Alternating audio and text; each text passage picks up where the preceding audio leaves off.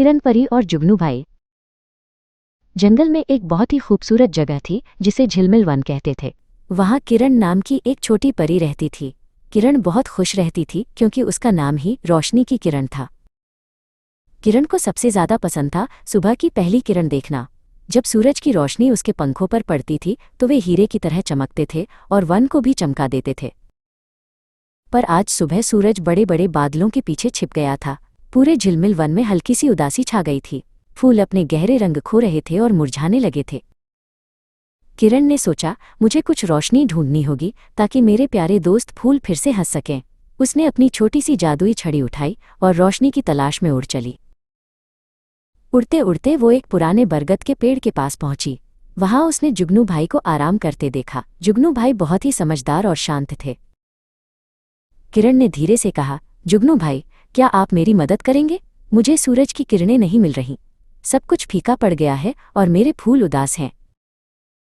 जुगनू भाई मुस्कुराए और बोले, छोटी परी, बाहर की रोशनी हमेशा नहीं मिलती। कभी कभी हमें अपनी खुशी की रोशनी खुद जलानी पड़ती है, पर मैं तुम्हारी मदद करूंगा।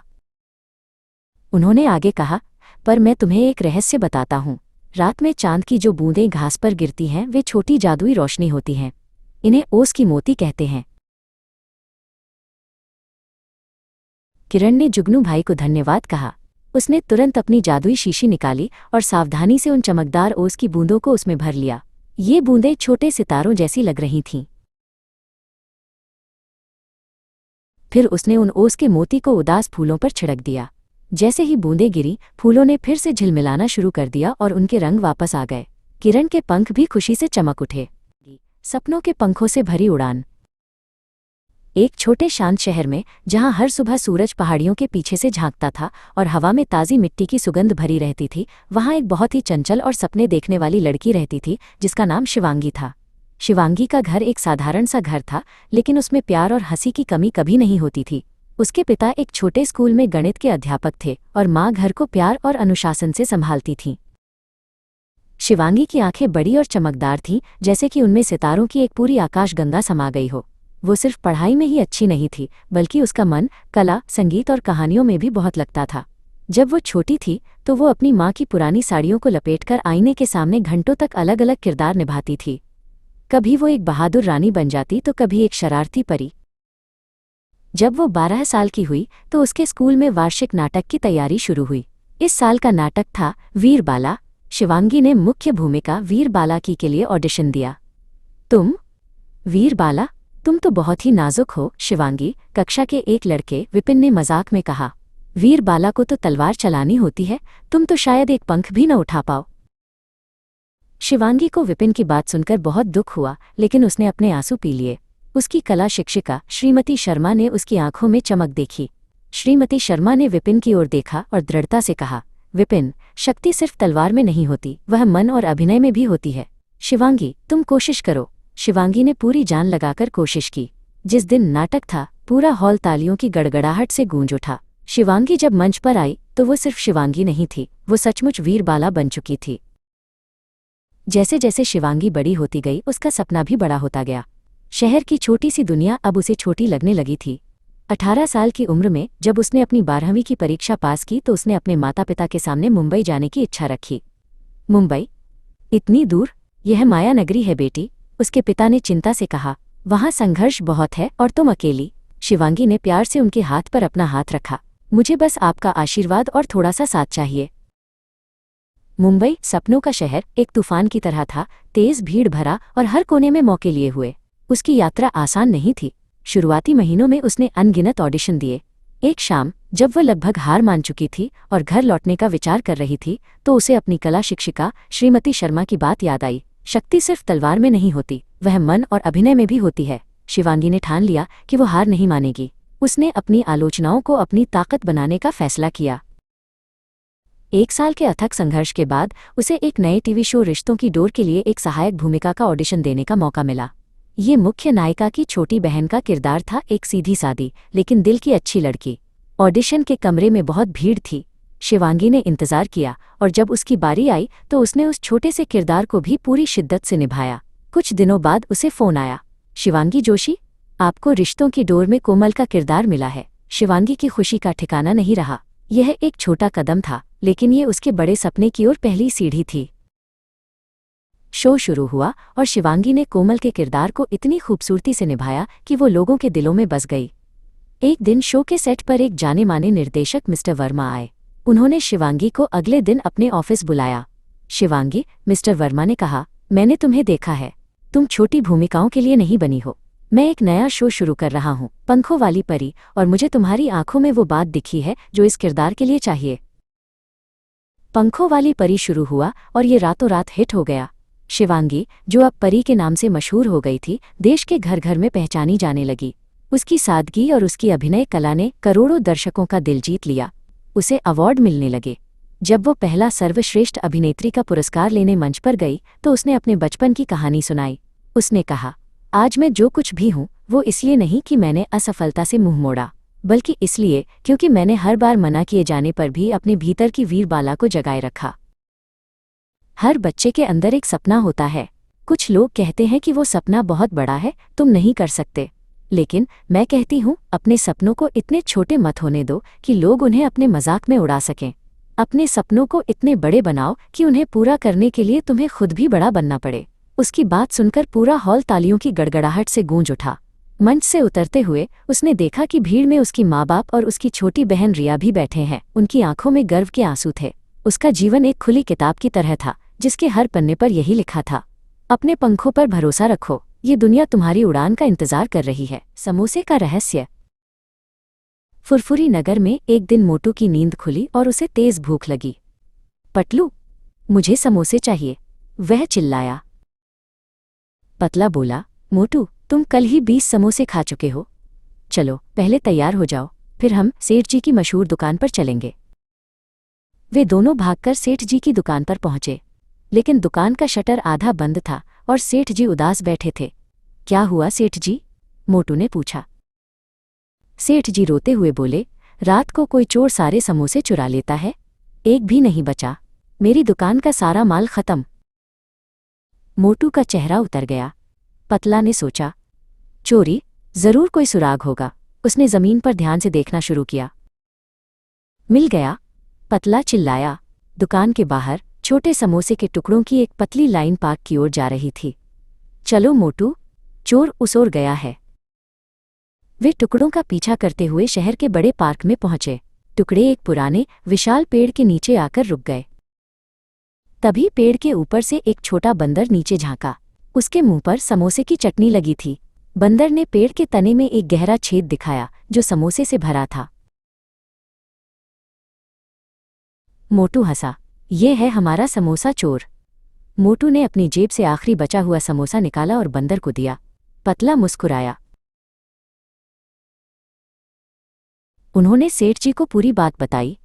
सेठ जी ने कहा, ठीक है, अब से मैं रोज रात को उस भूखे दोस्त के लिए कुछ समोसे पेड़ के नीचे छोड़ दूंगा। और फुरफुरी नगर में शांति और समोसे दोनों वापस आ गए।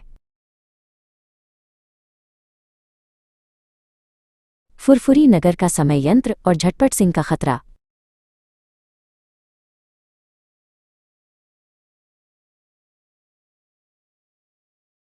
फुरफुरी नगर में एक अजीब शांति छाई हुई थी। मोटू समोसे की दुकान के बाहर बैठकर अपने पेट को सहला रहा था। पतलू, आज समोसे का स्वाद कुछ फीका क्यों लग रहा है? मोटू ने उदासी से पूछा। पतला हमेशा की तरह एक अखबार पढ़ रहा था, लेकिन उसके माथे पर गहरी शिकन थी। पतला ने अखबार नीचे रखा। मोटू, स्वाद फीका नहीं है।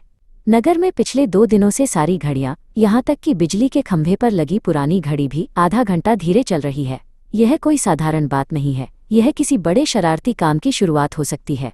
मेरे हिसाब से कोई हमारे समय को नियंत्रित करने की कोशिश कर रहा है। तभी उन्हें दूर से एक तेज खड़खड़ाती आवाज सुनाई दी। एक छोटी चमकदार वैन तेजी से गुजरी। वैन के साइड में लिखा था, डॉक्टर झटपट सिंह। समय से तेज और वैन के पीछे से छोटी छोटी चिंगारियां निकल रही थीं। पतलू तुरंत उठ खड़ा हुआ। वैन को देखो मोटू, इसका मतलब है कि कोई झटपट होने वाला है।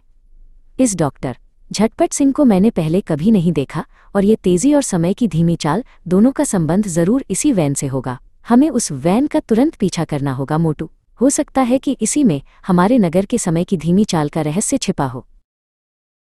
मोटू और पतला तेजी से वैन का पीछा करते हुए शहर के बाहरी इलाके में एक पुरानी टूटी हुई फैक्ट्री तक पहुंचे। फैक्ट्री के अंदर एक अजीबोगरीब मशीन पर डॉक्टर झटपट सिंह काम कर रहे थे। वो दुबले पतले बड़े बड़े चश्मे पहने हुए थे और हर काम बहुत तेजी से कर रहे थे। हा हा हा, झटपट सिंह हंसे। उनकी आवाज़ कमरे में गूंज गई। बस कुछ ही देर में झटपट यंत्र 3000 सक्रिय हो जाएगा और फुरफुरी नगर का समय इतना धीमा हो जाएगा कि मैं मिनटों में सारी संपत्ति लूटकर गायब हो जाऊंगा। कोई मुझे पकड़ नहीं पाएगा। मोटू उत्सुकता से छिपकर देखने की कोशिश में एक बड़े खाली तेल के ड्रम से टकरा गया। धड़ाम की तेज आवाज़ हुई जिससे फैक्ट्री की छत से धूल गिरने लगी। डॉक्टर झटपट सिंह चौंक गए। उन्होंने अपना औजार नीचे गिरा दिया। कौन है वहां? वह चिल्लाए। मोटू और पतला तेजी से पीछे हटे, लेकिन झटपट सिंह ने उन्हें देख लिया।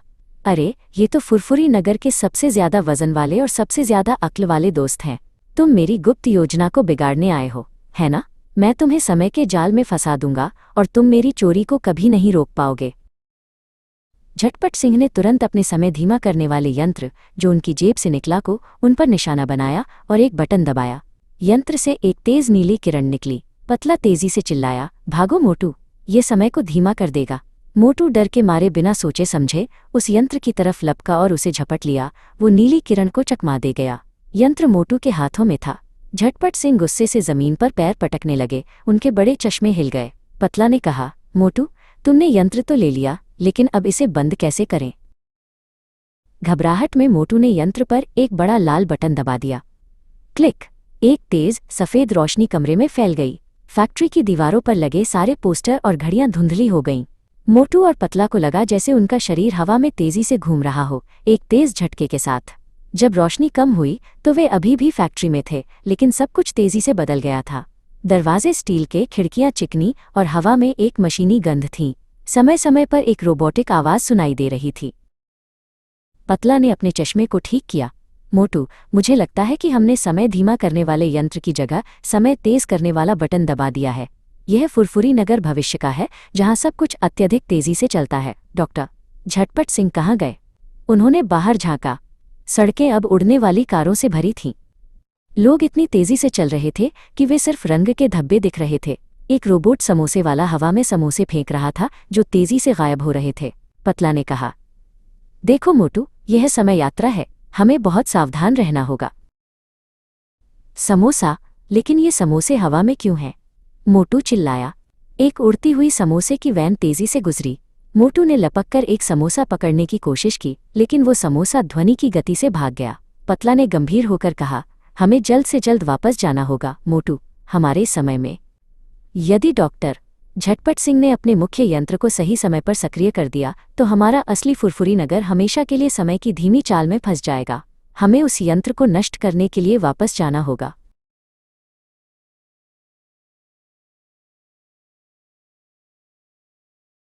तभी एक तेज रोबोटिक आवाज गूंजी, चेतावनी, समय यात्री गलत काल में हैं, उन्हें पकड़ो। समय यात्रा एक गंभीर अपराध है। 3 छोटे चमकदार रोबोट तेजी से उनकी ओर दौड़े। पतला चिल्लाया, रोबोट से बचकर भागो। मोटू, क्या तुम्हें याद है कि यंत्र पर कौन सा बटन दबाने से हम यहाँ पहुंचे थे? मोटू ने अपने माथे पर हाथ मारा। लाल बटन। लेकिन पतला, अगर यहाँ सब इतना तेज है तो ये रोबोट हमें सेकंड में पकड़ लेंगे। अब कौन सा बटन दबाना है?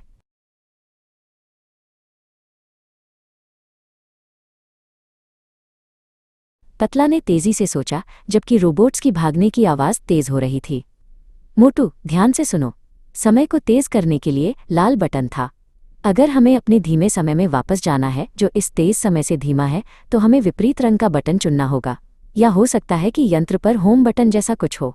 अगर लाल बटन तेजी लाता है तो शायद नीला बटन धीमा करेगा या हमें वापस भेजेगा। मोटू, तुरंत नीला बटन ढूंढो और उसे दबाओ। अब हमारे पास समय नहीं है।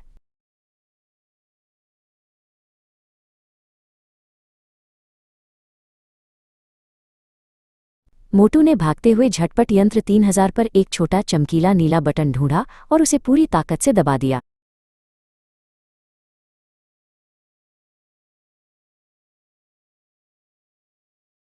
पतला ने तेजी से सोचा, जबकि रोबोट्स की भागने की आवाज तेज हो रही थी।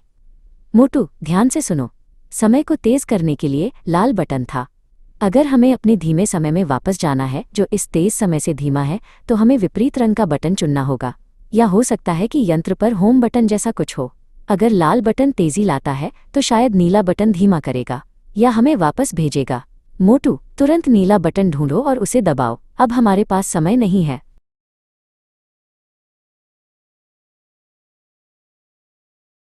मोटू ने भागते हुए झटपट यंत्र 3000 पर एक छोटा चमकीला नीला बटन ढूंढा और उसे पूरी ताकत से दबा दिया। तुरंत एक बड़ी भोंपू जैसी आवाज हुई और सब कुछ तेजी से घूमने लगा। इस बार आवाज इतनी तेज थी कि मोटू ने अपनी आंखें बंद कर लीं। जब वे वापस अपने असली फुरफुरी नगर में आए तो सब कुछ सामान्य था। लेकिन डॉक्टर झटपट सिंह ने अपने मुख्य यंत्र को सक्रिय कर दिया था। नगर की घड़ियां रुकने लगी थीं। पतलू ने कहा, हमारे पास समय नहीं है मोटू, हमें उस यंत्र को नष्ट करना होगा। मोटू, जिसने अभी अभी तेज समय में समोसे न मिलने का दर्द सहा था, गुस्से से भरा हुआ था। उसने एक बड़े पत्थर को उठाया और झटपट सिंह के यंत्र पर निशाना साधा। धड़ाम! पत्थर तेज गति से झटपट सिंह के मुख्य यंत्र से टकराया और यंत्र टुकड़े टुकड़े हो गया, जिससे एक बड़ा धमाका हुआ। झटपट सिंह निराशा में रोने लगे। मेरा समय, मेरा सारा समय, अब मैं फुरफुरी नगर को कभी लूट नहीं पाऊंगा। पुलिस ने उन्हें तुरंत पकड़ लिया। इंस्पेक्टर चिंगम ने मोटू और पतलू की बहादुरी की तारीफ की। उस दिन के बाद फुरफुरी नगर की घड़ियां सही समय पर चली और समोसे का स्वाद फिर से शानदार हो गया। मोटू ने राहत की सांस ली और पतलू ने मुस्कुराकर कहा, देखा मोटू, समय की चाल को कोई नहीं बदल सकता, बस समोसे सही समय पर मिल जाने चाहिए। The Ballad of the Burnt Rice.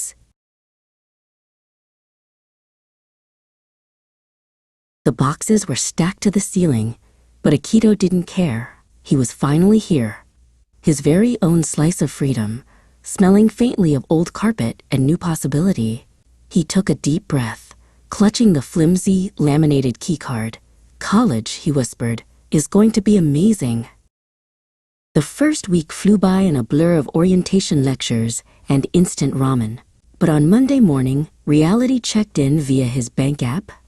Akito stared at the screen, where the numbers were already dwindling faster than he thought possible. Tuition, rent, books, he sighed, pulling out a wrinkled budget spreadsheet. Wait, $75 on snacks? He realized he needed groceries, real ones, not just snacks. The grocery store was huge, bright, and expensive. He walked the aisles, picking up artisanal bread and fancy iced coffee. When the cashier gave him the total, Akito winced. He had spent his entire weekly allowance in one trip. Ramen it was for the rest of the week. The next challenge was dinner. Akito decided to make his mom's famous Japanese curry. Simple, right? He put the rice on first, just like she showed him. But he had forgotten the ratio. He peeked under the lid 20 minutes later, and instead of fluffy white grains, he found a sticky, charred, concrete-like lump. Akito slammed the lid down in frustration. Just then, his neighbor, Riku, poked his head around the half-open door, holding a giant mixing bowl. Smells like a culinary crisis, my friend. Need a lesson on the 1 to 2 rice rule?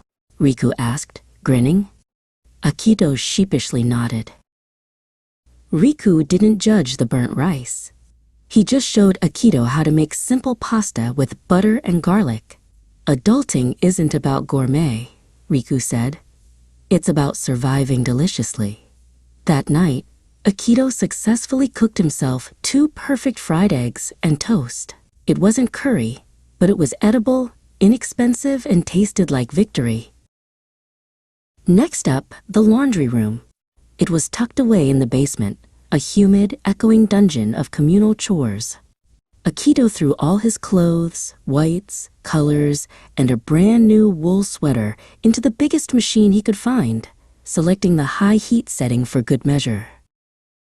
He returned to collect his bounty, only to find that his favorite white hoodie had transformed into a slightly pink, tragically shrunken dish rag. Despair set in. Akito sat on his floor, surrounded by tiny, stiff clothes. Meticulously researching laundry symbols on his laptop, he learned about delicate and cold wash the hard way. The following week, Akito approached everything with caution. 1 to 2 rice ratio, cold wash for delicates, and only buying groceries with a strict list. When he checked his finances on Friday, he was $12 ahead of budget. $12. It felt like finding a diamond mine. Akito flopped onto his bed late Saturday evening, exhausted. The room was tidy, his laundry was folded and not pink, and he had enough money left for a cheap coffee tomorrow. He wasn't perfect, and he certainly wasn't rich, but he was doing it. He smiled at the ceiling. Adulting was hard, but it was starting to feel a little bit like home.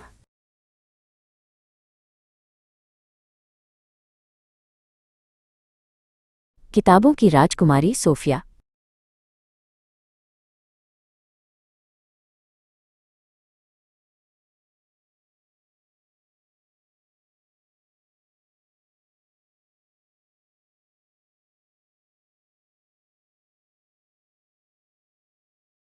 Rajkumari Sophia एक बड़े राज्य की इकलौती बेटी थी, पर उसका मन महल की चकाचौंध में नहीं लगता था।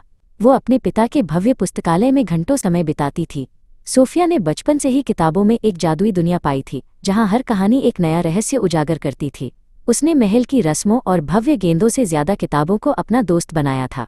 हालांकि जब वो सयानी हुई तो उसके पिता महाराजा धैर्यराज ने उसे राज्य के मामलों पर ध्यान देने और एक आदर्श राजकुमारी बनने के लिए प्रेरित करना शुरू कर दिया, जिसका मतलब था किताबों से दूर और लोगों के बीच रहना। एक शाम महाराजा ने घोषणा की कि पड़ोसी राज्य के युवराज नक्षत्र जल्द ही उनसे मिलने आ रहे हैं और सोफिया को उनका स्वागत भव्य राज उत्सव में करना होगा। सोफिया घबरा गई। वो दुनिया से ज्यादा किताबों को जानती थी। वो राज उत्सव में जाने के बजाय पुस्तकालय के सबसे पुराने खंड में छिप गई, जहां उसे एक भूली हुई चमड़े की जिल्द वाली किताब मिली। उस किताब पर कोई शीर्षक नहीं था, पर उसे खोलते ही हवा में हल्की सुनहरी चमक फैल गई। उसी क्षण हवा में घुली हुई सुनहरी चमक एक सौम्य जादुई आकृति में बदल गई। वो थी माया देवी, जो ज्ञान और कल्पना की परियों की रानी थी। उन्होंने एक चमकदार नीली पोशाक पहनी हुई थी और उनके सिर पर मोतियों का मुकुट था।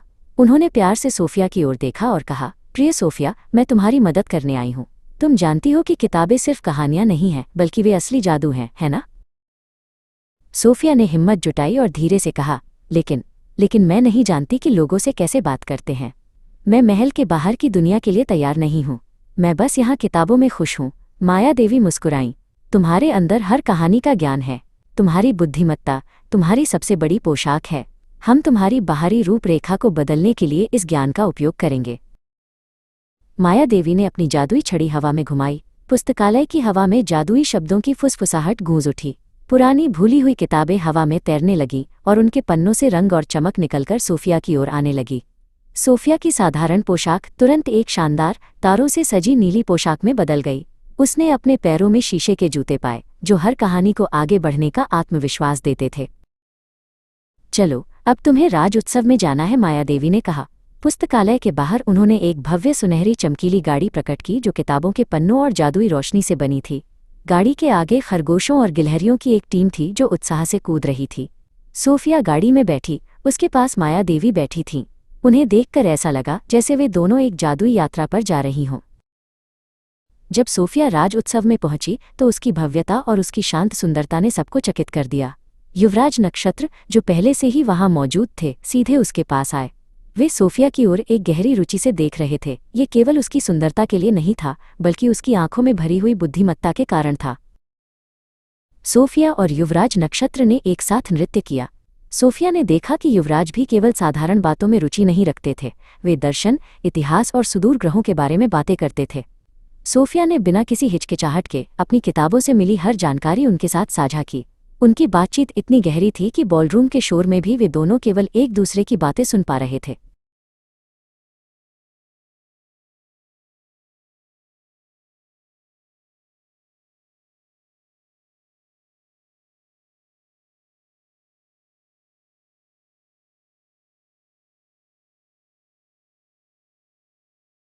जैसे ही रात गहराने लगी, सोफिया को पुस्तकालय की किताब पर वापस लौटना याद आया।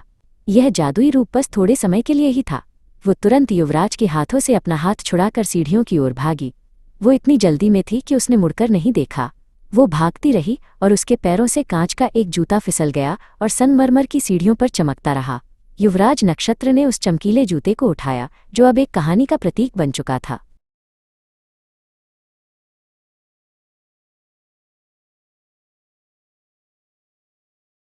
अगले दिन युवराज नक्षत्र ने उस कांच के जूते को उठाया और पूरे राज्य में घोषणा की कि वह केवल उसी राजकुमारी से शादी करेंगे जिसने अपनी बुद्धिमत्ता से उनका दिल जीता है और जिसके पैरों में यह जूता फिट होगा। जब सोफिया अपनी पुरानी साधारण गुलाबी पोशाक में अंतिम रूप से जूता पहनने आई तो वो उसके पैरों में पूरी तरह से फिट हो गया। युवराज ने उसे पहचाना। ये उसकी सुंदरता नहीं बल्कि उसकी बुद्धि और ज्ञान था जिसने उसे राजकुमार की सच्ची प्रेम कहानी की नायिका बना दिया। सोफिया ने महल में रहकर राजपाट सीखा और युवराज नक्षत्र के साथ मिलकर एक ऐसा राज्य बनाया जहां हर नागरिक को पढ़ने और सपने देखने की आज़ादी थी। फुरफुरी नगर का सपना चोर और डॉक्टर निंदामणि का खतरा। फुरफुरी नगर में एक अजीब सी सुस्ती छाई हुई थी। मोटू समोसे की दुकान के बाहर एक बेंच पर बैठा था। उसके हाथ में समोसा था लेकिन वो उसे खा नहीं रहा था। पतलू, आज समोसे का स्वाद तो छोड़ो, इसे खाने की हिम्मत भी नहीं हो रही, मोटू ने उबासी लेते हुए कहा। पतला हमेशा की तरह चश्मा लगाए एक खाली चाय का कप देख रहा था। मोटू, स्वाद फीका नहीं है। पिछले 2 दिनों से नगर के सारे लोग, यहाँ तक कि पहलवान भी इतने सुस्त हैं कि किसी ने कोई शरारत ही नहीं की। यह सामान्य नहीं है। मुझे लगता है कोई हमारी नींद और खुशी को नियंत्रित करने की कोशिश कर रहा है। तभी उन्हें दूर से एक धीमी फुसफुसाहट वाली आवाज़ सुनाई दी। एक छोटी शांत बैंगनी रंग की वैन तेजी से गुजरी। वैन के साइड में लिखा था, डॉक्टर निंदामणि, सपने खरीदो, और वैन के पीछे से एक धुंधला नीला धुआं निकल रहा था। पतला तुरंत उठ खड़ा हुआ। वैन को देखो मोटू, निंदामणि का मतलब नींद का रत्न। यह नाम और यह धीमी गति सब इस वैन से जुड़ी है। हमें उस वैन का तुरंत पीछा करना होगा मोटू। हो सकता है कि इसी में हमारे नगर की सुस्ती का रहस्य छिपा हो।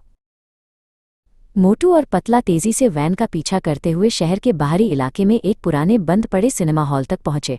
हॉल के अंदर एक बड़े पर्दे के सामने डॉक्टर निंदामणि एक अजीबोगरीब मशीन पर काम कर रहे थे।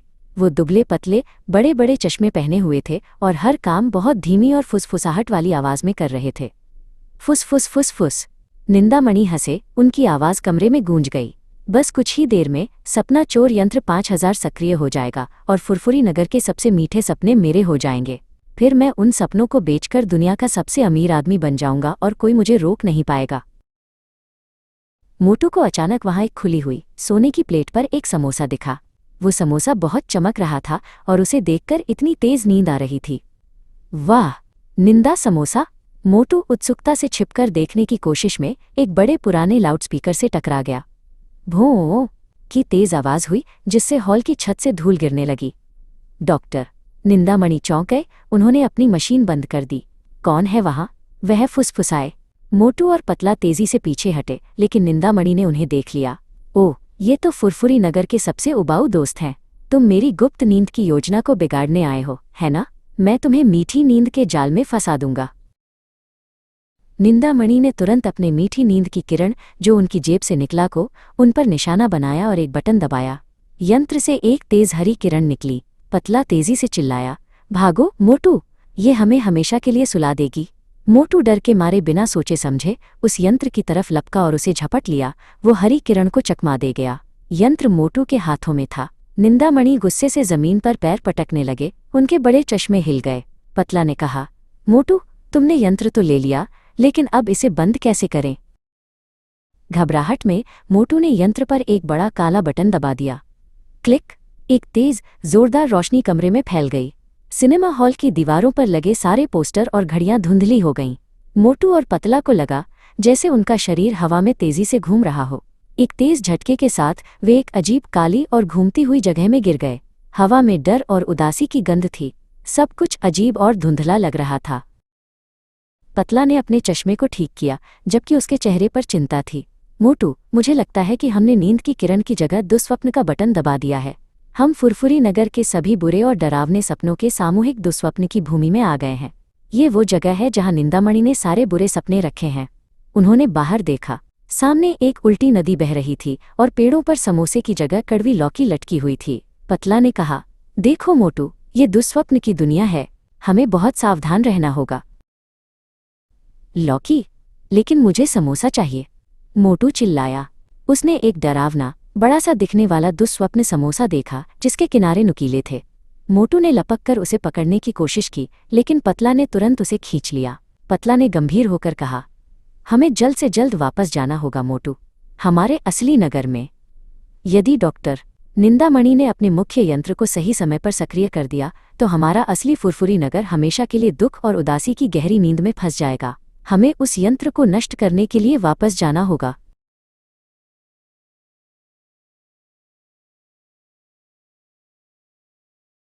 तभी एक धीमी डरावनी आवाज गूंजी, गहरी नींद के मेहमान, तुम यहाँ क्यों आए? जाओ, सो जाओ, हमें पकड़ो। 3 लंबे पतले परछाई जैसे गार्ड तेजी से उनकी ओर दौड़े। पतला चिल्लाया, भागो, ये दुस्वप्न के रखवाले हैं। मोटू, क्या तुम्हें याद है कि यंत्र पर कौन सा बटन दबाने से हम यहाँ पहुंचे थे? मोटू ने डर से अपने पेट पर हाथ मारा। काला बटन, लेकिन पतला, अगर यहाँ सब इतना डरावना है तो ये परछाइयाँ हमें सेकंड में पकड़ लेंगी। अब कौन सा बटन दबाना है?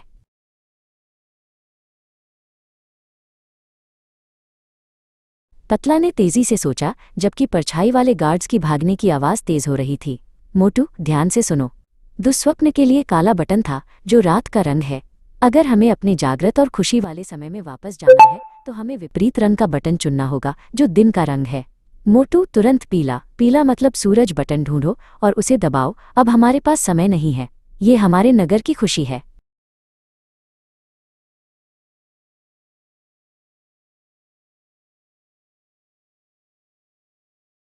मोटू ने भागते हुए नींद की किरण यंत्र पर एक छोटा चमकीला पीला बटन ढूंढा और उसे पूरी ताकत से दबा दिया। तुरंत एक तेज मधुर घंटी जैसी आवाज हुई और सब कुछ तेजी से घूमने लगा। इस बार आवाज इतनी तेज थी कि मोटू ने अपनी आंखें बंद कर लीं। जब वे वापस अपने असली सिनेमा हॉल में आए तो सब कुछ सामान्य था। लेकिन डॉक्टर निंदामणि ने अपने मुख्य सपना चोर यंत्र को सक्रिय कर दिया था। यंत्र से गहरी उदासी की लहरें निकल रही थीं। पतला ने कहा, हमारे पास समय नहीं है मोटू, हमें उस यंत्र को नष्ट करना होगा। मोटू, जिसने अभी अभी दुस्वप्न में लौकी देखी थी, गुस्से से भरा हुआ था। उसने पास रखे पानी से भरे एक बड़े बाल्टी को उठाया और डॉक्टर निंदामणि के यंत्र पर निशाना साधा।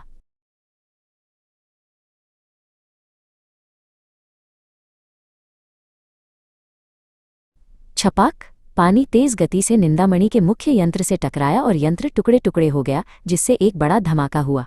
निंदामणि निराशा में रोने लगे। मेरे सपने, मेरी सारी नींद की शक्ति, अब मैं फुरफुरी नगर को कभी भी सुस्त नहीं कर पाऊंगा। पुलिस ने उन्हें तुरंत पकड़ लिया। इंस्पेक्टर चिंगम ने मोटू और पतलू की बहादुरी की तारीफ की। उस दिन के बाद फुरफुरी नगर के लोग खुश और ऊर्जावान थे और समोसे का स्वाद फिर से शानदार हो गया। मोटू ने राहत की सांस ली और पतलू ने मुस्कुराकर कहा, देखा मोटू, खुशी और नींद की चोरी कोई नहीं कर सकता, बस तुम्हें समोसे के साथ सही समय पर जागते रहना चाहिए।